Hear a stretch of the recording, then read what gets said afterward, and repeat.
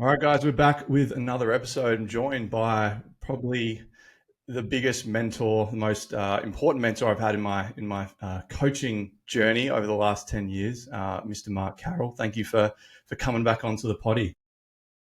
G'day, thank you, and thank you for the kind words. It's always very lovely to hear something like that, so I Yeah, appreciate it. we were just talking about this before we started recording. I think our last episode was probably just before COVID, so maybe 2019. I think our first interaction was probably 2017 at one of your seminars in Sydney, I dare say. And then, had the Saw pleasure. that photo, I think it was Melbourne, the one you put up recently. Yeah. Damn, that was a Yeah, throwback. both of us at the same height, us Right. 6'7". How tall are you? 6'4". Well, I just tell people you're 7'2". Yeah. I'll take 7'2". I'll take 7'2". Shaq and Kobe next to each other. Yeah. Back then, for God knows why, I was rocking no facial hair and just the moustache for some reason. I thought that was a good idea. So I'm glad I've been able to grow some facial hair since then. You get away with it when you're tall, man. You can do anything. Yeah, that's right. But yeah, that was like, honestly, for me, the start of pretty much where I've gotten to now. Like, you were sort of my first introduction to, I guess, education and having a mentor through the seminars. I think I owe everything I know from a training and nutrition and body transformation standpoint to you and your brother, Glenn, as well. And then obviously had the pleasure of working with you one-on-one for my own stuff, which I learned a ton. So it's cool to reconnect and just have a bit of a chat. So thanks for coming on. My pleasure, absolute pleasure. So first of all, I've got to ask you, this is a personal question, but what is your favorite jersey? Because I also am a big jersey connoisseur like yourself. I know you got a new package in last night, didn't you, with some new ones? I think I've ordered like 36 in the last 4 weeks. Yeah, I just got a message that one of my authentic LeBron James Cavalier ones is coming today. I love them, and I was waiting to hit a certain goal in some of my investing. I hit that goal, and I was like, fuck it. And then a Black Friday sales came on, and I was just like, fuck, go. It's like a bad addiction, but I don't really spend my money on, I don't drink or go out or anything like that. So yeah. I like them, but honestly, this one I just got, it's hectic. Sick. Rodman? It's sick. I didn't even remember I bought it because I buy it often late at night after I have a sleeping tablet. And I'm like, oh, cool. I know I love my Michael Jordan jerseys, man. All the authentic ones. They're not the most practical for hot weather because they're so big and heavy. But you feel. I wear them. I wore my Jordan All-Stars jersey at my presentation in Sydney the other day, and for the first time I was like, special occasion. And any of my Jordan ones, man, are just you feel like it's game mode. You get serious. You got to wear. Wearing it, you got to mean business. Yeah.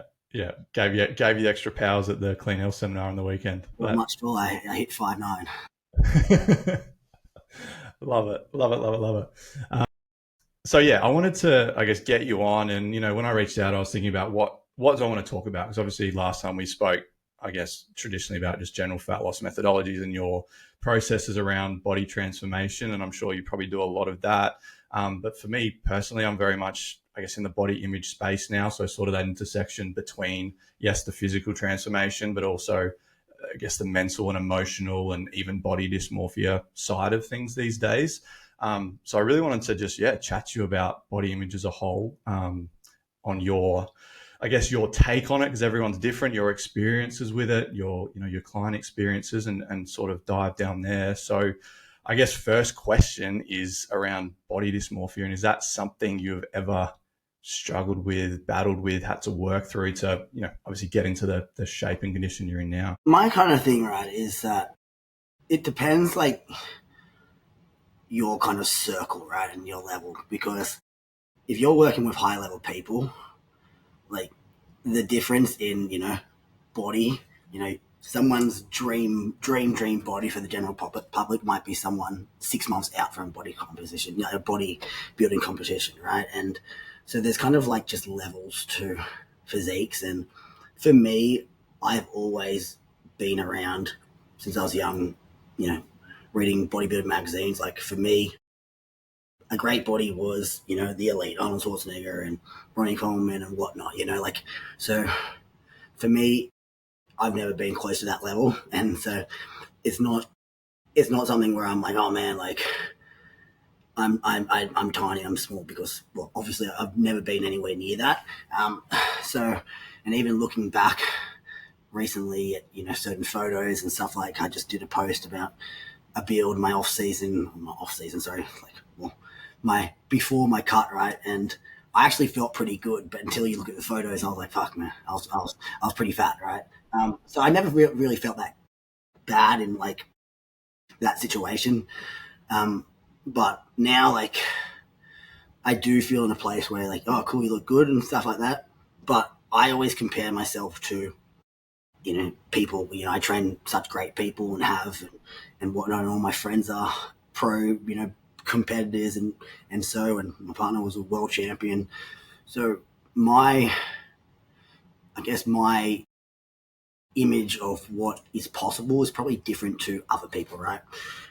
So I don't really feel like I'm in a bad place. Like, I always have my shirt off. So I feel good about myself, but I'm also a sense of realistic in nature. Like, my friend Jake Campus, who was helping me at the end for my cut, like, I know I look really good. But I was like to Lauren recently, my partner, she's like, oh, you're so lean. I'm like, I'm not close to being comp lean. She's like, oh my God, but you're so lean. And then I spoke to Jake as well. And he's like, yeah, you're probably 2-3 kilos away from comp lean, right? So I feel like I'm really good. Most people, to everyone, untrained eye, you'd be like, oh man, you're in amazing shape. But to you go get your skin folds done by Jake, he's like, yeah, you need to lose here, you need to lose here, you need to lose here. Right? So that's why it's just important to understand there's kind of levels to stuff. And it's one of those things where I'm though also aware, and I was just thinking before I came on the podcast that I'm in that kind of shitty period at the moment where I'm just super hungry. Don't really need to get any leaner. There's no real goal. And I'm kind of in that limbo though, that where I actually, and I thought this would be good something to chat about, because I've been so out of shape compared to me for so long, I actually have that thing that you probably dealt with a client where they finally lose weight and they actually have a fear of putting their calories up. Mm. And that's where I'm kind of at the moment, is that it's not so much body dysmorphia. It's more that I actually have a fear of going back to where I was, because it's just been so hard and I'm finally in a good place. But it's also gotten to that place where I'm kind of in that no man's land where I'm on quite low calories, but I'm not sticking to them to actually get leaner. And I'm not going up to actually be at maintenance. And so you're in kind of that no man's land at the moment. And that's probably the harder thing for someone like myself, is kind of just being like, you know what, job's done. You did a good job. It's okay now to actually not be as lean. And now that, a lot of your mindset has been to, let's get really lean. You do that, you achieve it. And now it's kind of like, well, what's next? Yeah, for sure. So you're almost navigating this in real time as we speak, which is kind of cool. Actually, I was just eating my food, man. I'm just like, the goal was like 2,400 calories, and I think I've had like 2,200 calories, and it's like 2:00 here today. Yeah. Like, fuck. So what is the plan, do you think, moving forward? Good question. It's one of those things where, like most people, I was like, oh, I'd like to be bigger. I'd like to be leaner. I'd like to be stronger. I'd like to be leaner, but I'd also like to have more fun with food and stuff like that.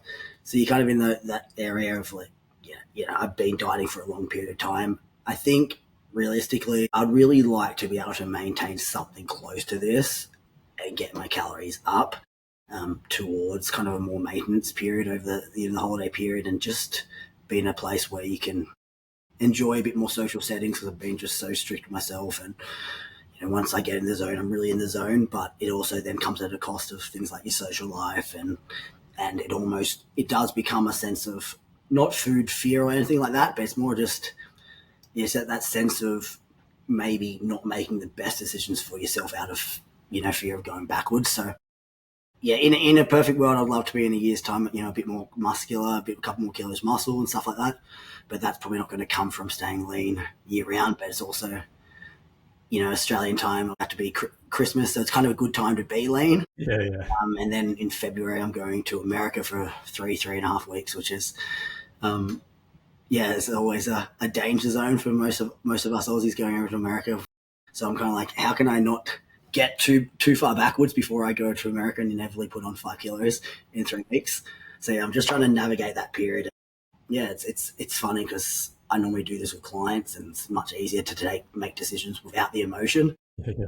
But yeah, so living it's a bit different at the moment. Yeah, yeah. I think it's a cool insight, right? Because obviously you, in terms of knowledge wise and education, you know how to do the thing, right? You literally teach on it, and you're one of the best in the world at it. So it's probably a cool insight for, I guess, Gen Pop clients that may have gone through the same thing, may get to the end of their fat loss block, or even people that step on stage and they have that day where everything's great. They do the shoot perhaps after, and then it's just like this in between phase where you're not as diced as you were, but you're also not back to where you want to be. So being able to navigate that from a calorie standpoint and strategy standpoint, I guess, is one thing, but from a mental, emotional, self-image standpoint is, perhaps something that isn't spoken about a lot. What would your advice be to like a client that was in your situation if you were to remove yourself from it? I don't think always a balance of long term and short term. Like, what is your long term vision of where you want to kind of take your physique, and then you kind of reverse engineer it back to, well, what would be those decisions that would help you now?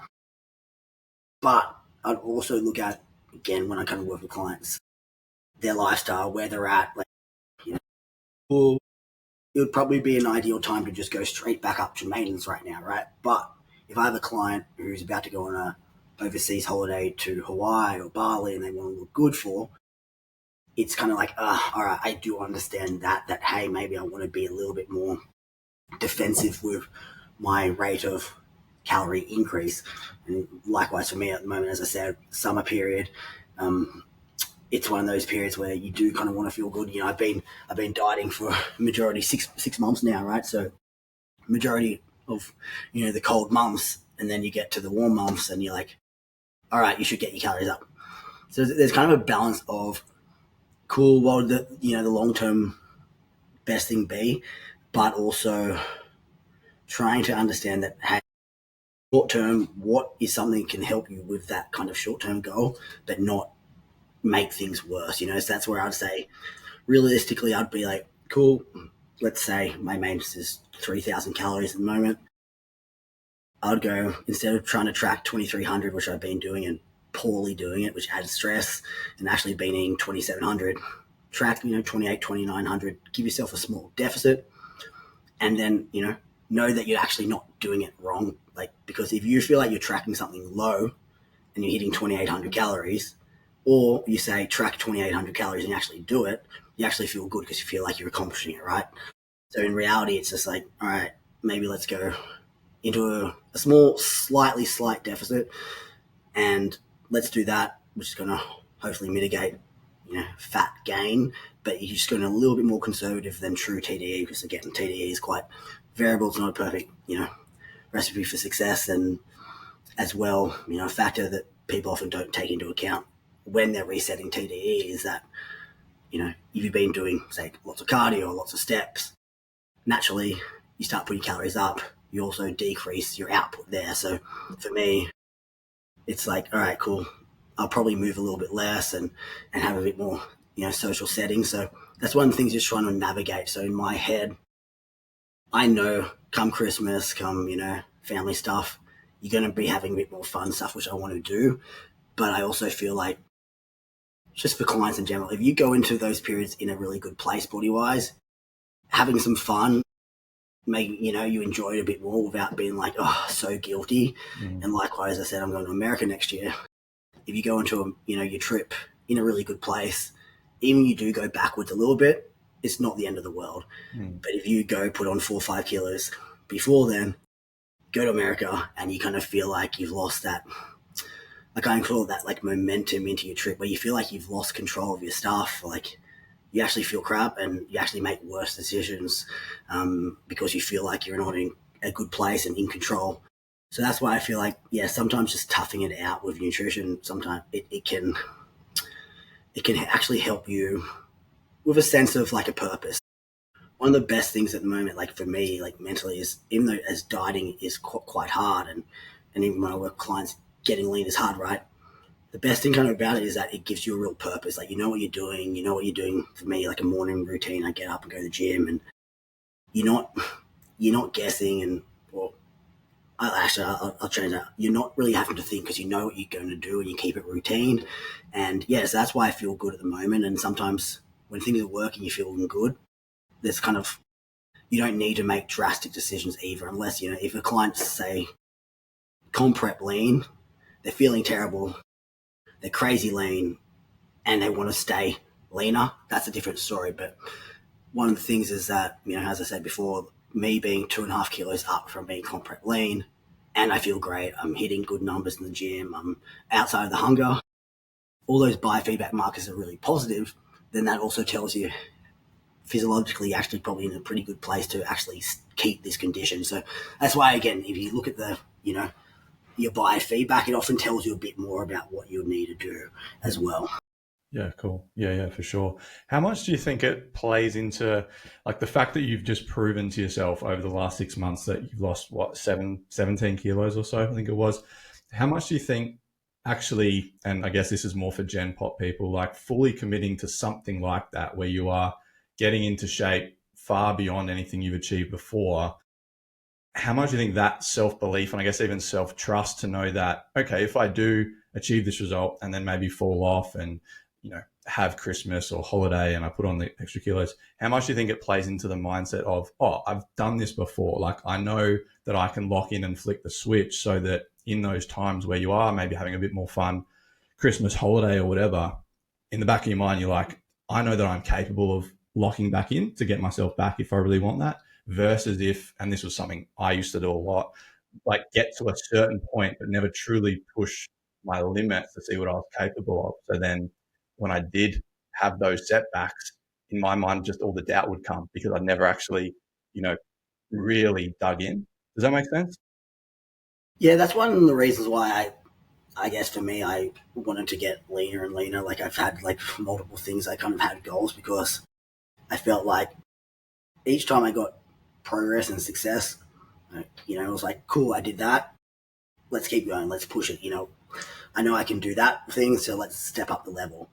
And that's kind of been where it's been for the last few months. Like initially the goal was 3 months ago to get in good shape. Did that, kept losing, did a Bali, kept losing, did a photo shoot, and likewise kept losing, right? And knowing that, for me, that was important because it was like, cool, I can lose some weight. I've done that before the last couple of years, but then put it back on. But I kind of wanted to go to a whole new level. And that's where it's different from, just eat a bit less, move a bit more, you'll lose a bit of weight. Because going from 95 kilos down to 89, it's a few changes. Then going to 89, down to, it's each time I've gone leaner, I've had to step up certain habits and your mindset. And that's something I really want to do because I really wanted to drill in, all the habits because doing something short term, we've all seen clients can get good results in 8, 12 weeks, but then they fall off. But the longer you can kind of make these habits feel like a part of your life, the more kind of ingrained they become. And likewise, I think from experience though, is that like historically knowing myself, I have a very kind of a sense of, if I'm not really, really on track with everything, you go into fuck it mode and you go, I'm going to eat everything. And I love nice things and delicious foods. And you kind of get very quickly into that, all right, whatever, and can do a lot of damage. So I think for me, what was really good is that I went to America for Hawaii for 9 days and actually lost weight over there. I went to Bali for 7, 8 days and lost weight, which is unheard of for me. That's probably my most impressive thing I've ever done in my life with fat loss. I still had amazing time, but I was making good decisions and whatnot. And so I feel like I've proven myself that I can also make smart decisions around nice foods. And I think I'm at the level though, we kind of chatted about, as I also need to test myself to that next level of getting your calories up, done it with a deficit where you're getting a lot of validation. The benefit of a fat loss phase is you get fast validation for your habits, right? Harder thing is validation, doing the things where you're not getting that fast validation. So, a lot of times people don't realize the hardest kind of phase of like a body composition journey is often just maintaining a great result. And that's the thing, probably the next challenge for me. And it's like when I'm not getting these fast wins from fat loss, you're getting positive reinforcement from external sources, the mirror, and, you're not necessarily gaining muscle rapidly in size and seeing the scale going up, but you feel like you're jacked when really just putting body fat on. But just learning to, navigate, it's okay to maintain that condition is actually a whole lot another step. And so I kind of feel like I'm at a period where I'm ready for that challenge. And, everything I've done with this fat loss phase is stuff I've been applying to my clients, right, for years and years and years. And it felt really good to get back into that, right? And it's like, oh, wait, like, I know what I'm doing. There's a reason why my clients do this, and I used to look like this. So it's actually been cool to put that back into place, and all the things that I do with my clients, say, in a maintenance phase, now it's time for me to implement that myself. So, yeah, it's weird, man. It's like you're kind of living your own personal client. I know it sounds strange, but when you're used to not really doing it at a high level and as strategically for yourself for years, it's kind of cool to actually see it in real time. But also, navigating those battles helps you also just communicate with clients, and even just making content around fat loss in my education groups and stuff like that has helped a lot because you're actually living it. Yeah. It's like you get why people feel certain ways as well. Yeah, for sure. How much do you think, I guess, having your body goals is one thing, but, I've worked with some people recently that, like, they've had just body goals before and they've often fallen off track, whereas it seems to be the people, especially, I guess, Gen Pop now, not necessarily clients want to compete or photo shoots, but Gen Pop people that are able to link an external goal or reason or purpose to why they're seeking this body transformation. So obviously, for example, now you're a father, husband, obviously business owner. Like, how much has that factored in, I guess, in the fat loss phase and now in this rebuild phase where, I guess, the standard you are upholding for yourself, like, how much does that then translate into how you show up as a mentor, how you showed up on stage, how you show up, in your family dynamic, and I guess the importance of having that link outside of just, I want to achieve X physique, but I want to achieve X physique because it's going to, I guess, magnify, other important areas of my life too. The why behind things, I think, will always be somewhat fluid, and it's always finding a new why, because that initial why is, often going to be achieved, and then you find new whys. And I think that's a big thing, is finding new whys, and whatever gets you off the couch at the start to get you started, that initial why can be really powerful, but it doesn't mean that's going to be there forever, that powerful nature. And you kind of there's a term in kind of marketing, right? When you're trying to market and sell something, people kind of got two motivations. I'm trying to get out of pain, or they're trying to seek pleasure, right? So pain is, hey, I'm 50 kilos overweight and my doctor says I need to lose this weight or I'm going to die or whatever. So their pain is, I'm so unhealthy, I need to lose weight. So they're getting out of pain, they lose weight. And there's pleasure in, say, the weight losses. Hey, I'm a, attractive, popular, girl, and I want to look shredded in a bikini for summer. So they lose a couple more kilos. They already look the part. They lose a couple more kilos to get even more, like attention and stuff like that. That's, losing weight again, but seeking pleasure, right? So it's not there in a painful state, but both are kind of wise, right? And it can be relevant to everybody, right? But for me, my initial why was, we booked a holiday to go to Hawaii because we're going to get married, and I had 12 weeks, and my initial thought was dread, because I was like, oh man, I'm just going to look crap. When I feel, shit about myself, I don't become a great partner. I, insecurities, and then we've got our 1-year-old daughter, and I could imagine myself not wanting to go swimming with her and all these things, and all your insecurities would kind of take over. And so that was kind of my initial why, right? To be confident in myself, go away. And it never had kind of, I guess, probably the level of shape I'm in now was never even kind of considered, right? It was just, I want to feel better and I want to get out of pain. And that was kind of the initial why. And likewise, then I did that. And then the last 7-8 weeks, was I want to do a photo shoot. I look really good, but I want to get even better and be my best ever. So that was, my why became pleasure, right? I wasn't in pain anymore. I was in a great place. So finding a why is, I think, a new why is always important. And just when you were saying that, normally this is where working with clients, I'd say I love clients, say, with the gym, to use strength goals in the gym, performance goals in the gym. That might not be, say, an external, why from, hey, I want to be a better father or mother or whatever.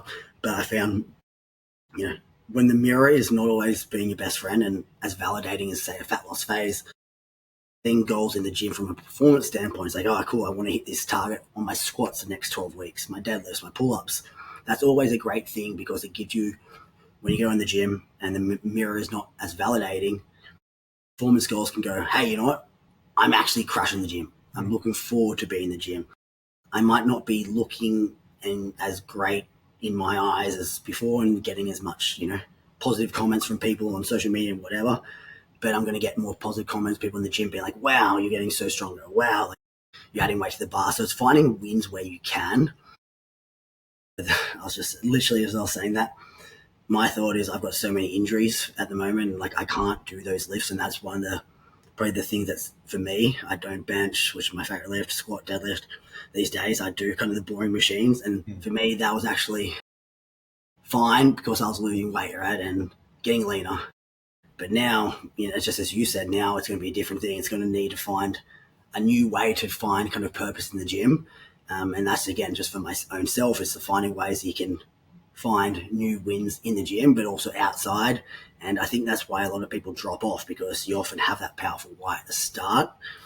But in order to keep that level of intensity up, that level of consistency up, it's important to, again, find somewhat of a purpose. But I would say, though, like let's say clients, when they come to you and they don't go to the gym at all and whatnot, after a long period of time, that why might not be as powerful, but those positive habits keep them coming back. It's kind of comes ingrained in them that I need to go to the gym a few days a week. They enjoy lifting. It becomes a part of their lifestyle, eating more protein, eating with consistency, not eating aimlessly. So even though sometimes you're not always going to have a massive, powerful goal necessarily, the benefit of doing it for a long time is that a lot of those habits will help kind of lift you up when you're not necessarily having a super, super painful or a powerful, pleasurable why as well. Yeah, for sure. Yeah, as you were saying that, I was thinking, like, obviously, when you're in a big fat loss phase, the goals are quite simple. And then when you're in that flux zone, if you've built those habits, and I guess place the value on your health and fitness as a whole, right? Not necessarily a body fat percentage or a strength goal or anything like that. But if you've been able to integrate those habits and value on, I need to get to the gym. And I know when I eat a certain way, I feel better, I have more energy. So if you can, even though you might not have that goal or that why yet, just to fill the time and space, it's like, all right, just get to the gym my minimum, like do my steps, eat pretty well. And then eventually that new why, that new drive is going to come. Whereas if, I've worked with a lot of self-sabotage clients that it's the all or nothing mindset, and they know what to do, but they just can't do it. So pretty much just as you said, like if you can just find a way to keep showing up, even though you may not want to, and then eventually that next goal and destination will come, right? Yeah, and even with like the whole, self-sabotage, or maybe not self-sabotage, because sometimes there's obviously a variety of, psychological barriers and whatnot. But I think a lot of the time it's trying to really find that one thing that often makes you come undone. And for me, it was, for a long period of time, it was the really bad binge eating, especially late at night. And what was really soul sucking and self-esteem breaking was you'd train well, you'd hit your calories all day, and then late at night you'd binge eat and basically wipe out 23 hours and 55 minutes of good work. And so for me, that was my biggest challenge at the start, was putting my energy towards that little 5 minutes of the day. And I did that, and all of a sudden, you started to get great results. It wasn't because, I worked necessarily harder for the other 23 hours and 55 minutes. It was about sometimes you place your efforts or majority of your resources and energy to finding that one problem. And if you can attack that, all of a sudden, then all the other positive things you're doing can really, start to actually be validated if you just kind of address that one thing. And that's the same thing, coming out of a fat loss phase, is that as much as we're talking about, the habits also sustain you, but sometimes your habits for a fat loss phase are sometimes different habits to a maintenance phase, right? Versus different habits to a build phase. And at the moment, for me, I've really improved my habits in a fat loss phase. But then likewise, your habits will be quite similar, but it's, again, sometimes I feel, the maintenance phase or a build phase, you have little different intricate components of them that can also make you come undone. And one of the things I've actually said a lot lately to people is that, the fat loss phase for me, creating that momentum at the start was really powerful to get that, I can do this. But you kind of take that away in a maintenance phase because you're not getting that mirror scale validation. So it's trying to find other ways to prove that your habits or what you're doing is working. And it's not always as validating as, things like fat loss phases will give you. Yeah, for sure. I think that's why I love how open you are with things, like even back to like the eating stuff, where, as you said, you can do 99% of things right, but then you have that one crux, that one trigger, which for a lot of people is emotional eating. For others, it's comparison, it's fear of judgment, it's, even being unable to recognize progress or receive compliments. Isn't it funny how the mind works, how you have this stack of evidence that you are making progress, you are doing well, you are changing, other people are noticing, but that one thing can just cloud all of that and, make you doubt yourself. And I think that's a lot of people that I've worked with, the difference between, if we can overcome that, like you said, then it's just going to open the door to results that they never saw coming, I guess. 100%. Yeah. Something I was going to say on that too. How, obviously you have been super open on social media about all your challenges, for a long time, which is one of the biggest things I admire about you. How have you been able to navigate, because obviously you're a big personality on social media, right? And a lot of people listen to you, and naturally you're going to get the people that disagree and have interesting things to say the least. How have you been able to navigate, I guess, that being seen at obviously the highs of highs, but also during your challenging times? How have you been able to navigate that? I know, again, from a Gen Pop perspective, it's perhaps not on social media, but especially with the body image link, there is that fear of judgment, that fear of being seen for your true self and putting yourself out there like that. I'd love to hear how you've been able to sort of navigate that over the years. Honestly, like, I'm pretty good with all that stuff. Like, like people are like, oh man, like, I hope you're all right because you screenshot something. I only screenshot it because it makes me content, it just gives me something to talk about, I'm like, okay, whatever, like, I'm like, cool, content, so I'm used to it, man. Honestly, I don't care because, I don't know, like, how to put it, like, I'm very, you'll probably not meet someone who is very, you probably not meet anyone in the world who's more self-aware of their strengths, but also their weaknesses. And that's probably what's made me somewhat, successful in certain things, is that I know what I'm good at and I own that. And I also know what I'm not good at and I own that. And so also I'm a person who has a lot of confidence in what I do because I do the work. But likewise, if you do make a mistake and someone calls you out, you kind of want to think two things. It's like, either number one, they're wrong and you're right and you know that, so cool, who cares? Or number two, you're wrong and they're right, and then it's a great learning opportunity. Someone's literally just told you, hey, you've made a mistake. Cool. So now you've learnt a new way to do stuff, and someone you think doesn't like you, and they probably don't, has actually made you better. So it's kind of like one thing, it's like you're literally getting told, hey, no, you're wrong. So here's information for you to learn. Sure, they're not obviously saying it in a way that's very positive, but like, who cares, man? It's like, yeah, I know. But I think for me, man, it's just, I'm just me, I just don't really care. Like, I'll post myself, my life, and I post the good, the bad, and, present it at the Clean Health Live presentation, fitness conference the other day with some of the biggest coaches.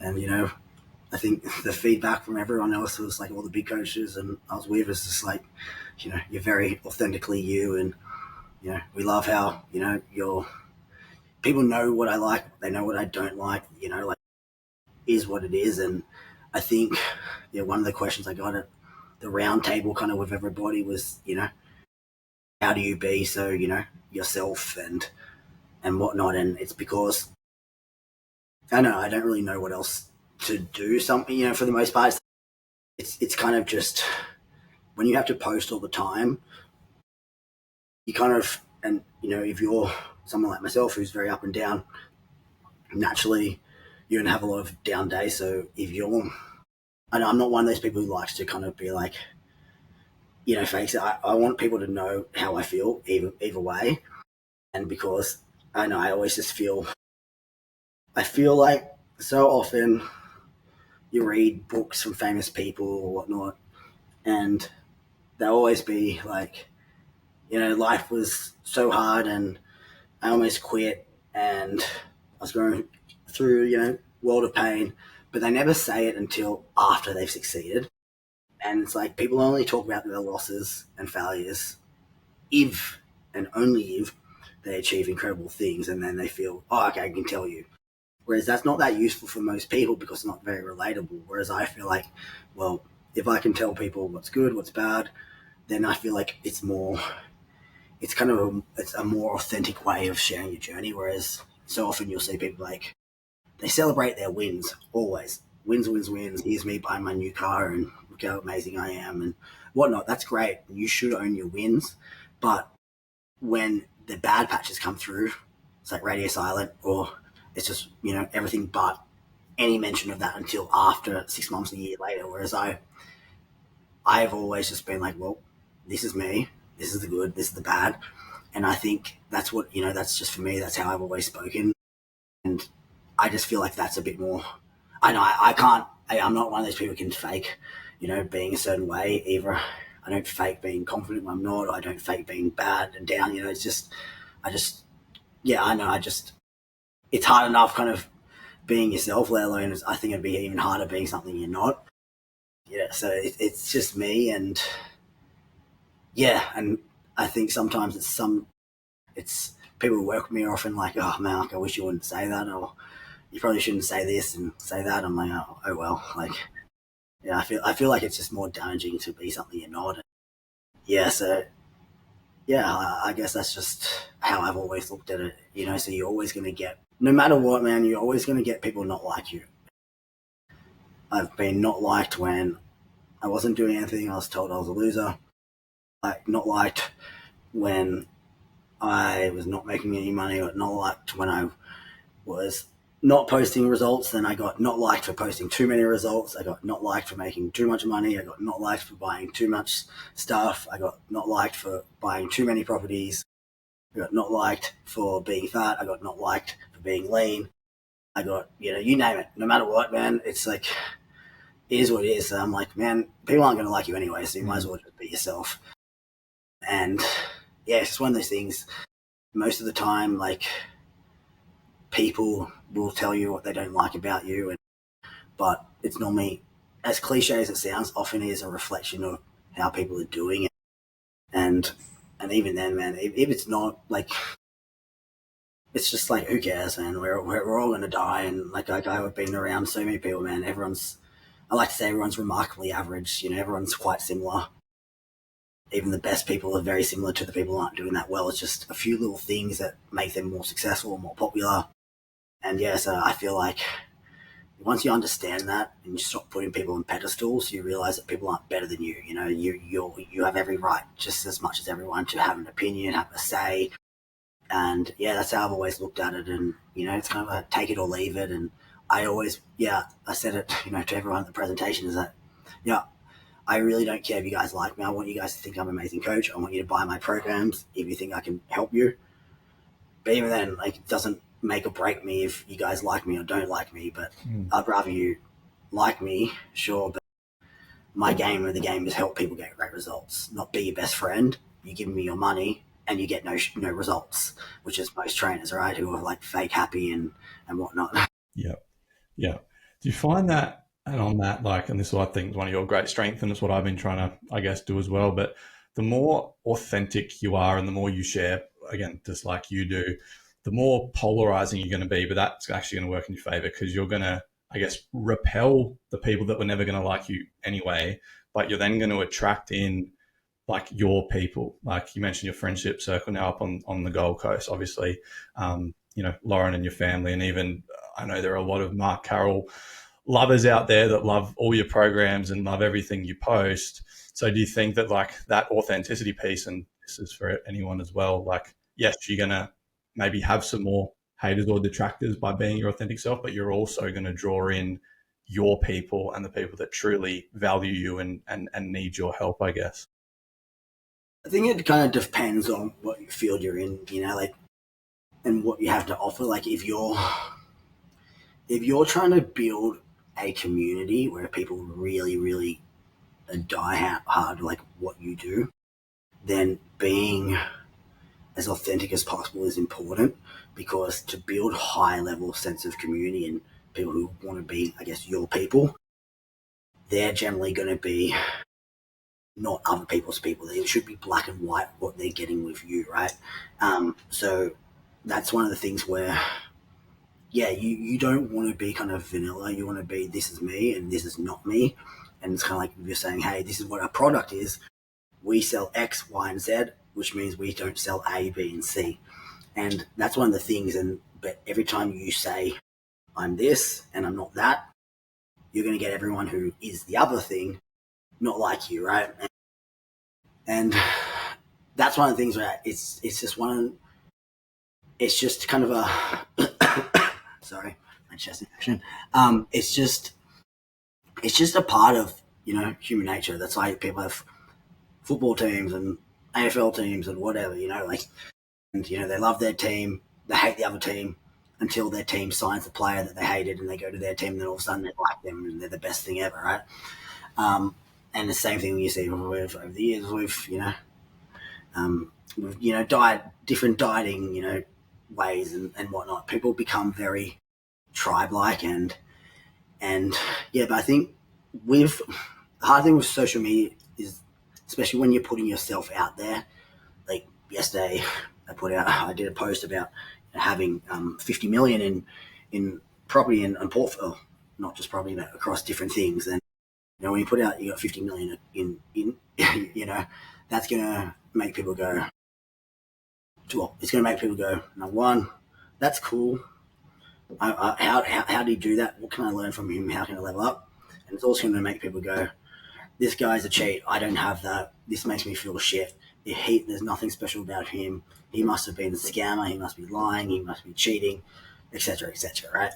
And one of the people said something like that. It's like, well, I haven't done it, so therefore you couldn't have done it. It's like, that was all made in your comments, wasn't it? Yeah. It's like, okay, well, it's just, it's kind of that human nature. It's like, well, if I haven't done it and I've tried, then therefore other people can't do it.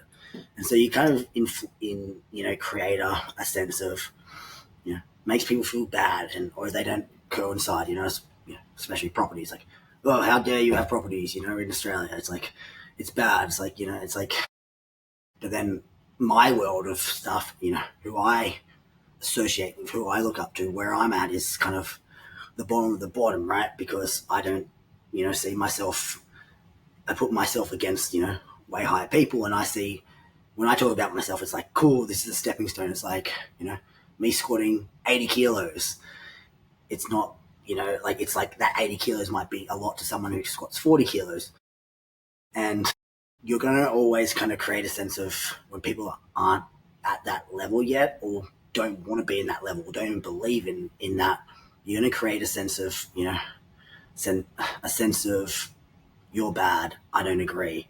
And the thing is, though, you can get 100 comments which are positive, but you go check the comment section, it's a negative comment that gets all the traction, right? And you get that one negative comment and then gets all the replies. If you get a comment where it's like, you're great, you're amazing, no one cares, right? But if you get, hey, Mark, you suck, you're a cheat, that's where all the replies go, and people are like, oh my god, people like drama, they like confrontation, watching it, unless they don't like it when they're in it, but they like watching it, right? And yeah, so it's one of those things that you have to deal with. But the other side of the coin is that if you don't want any of that stuff, that's okay, but you don't have to do any of that stuff. You could go work a 9 to 5 and be not on social media, have a private profile. But I always think, man, like, private profiles who are hating you, like, I always just think, well, you're not really playing the game. You're in the crowd watching, right? They've always got the most to say, don't they? Yeah, I'd rather be playing the game and winning, losing, and at least I'm playing and doing it than kind of just watching other people do it. And so, yeah, if you want to play the game, it's a price to play, right? But then, there's going to be wins, there's going to be losses, and there's going to be big rewards. Rewards come with negativity and stuff along the way. It's the price you pay. Mission. That's it. Yeah, for sure. I love that insight. Last couple of questions will save your voice. I know it's a bit scratchy from the weekend, but just on the weekend, you're obviously presenting at the Clean Health stuff. Would love to know a couple of takeaways you got from other people's presentations. Or obviously you were there to deliver your stuff, but were there any things anyone else said or spoke about that you took away from the weekend? Probably not so much what people said and stuff. It's more so that you go to a conference, right, and the other presenters I was with, all cool guys and nice and all successful, right? But everyone's very different. Everyone's got different personalities. Everyone's got different methodologies, and some people are really high level coaching. Other people more very, very general population coaching, and different personalities. Some louder, some very, not so loud, and some, everyone's quite different. And from a training standpoint, as I kind of alluded to in my speech and talking to others, is that to the crowd of trainers, is that there's many ways to kind of become something in the industry, and you can see that my way is very different to someone else's way, and to their way and how I do stuff. And so there's many ways to get results. There's many ways to build a business, build a brand, build a name. But if you looked at all of us there talking, we all had our very distinct kind of personalities and who we are. So it kind of shows you that, again, you have to be X person, there's so many different ways and to be somewhat successful in the fitness industry.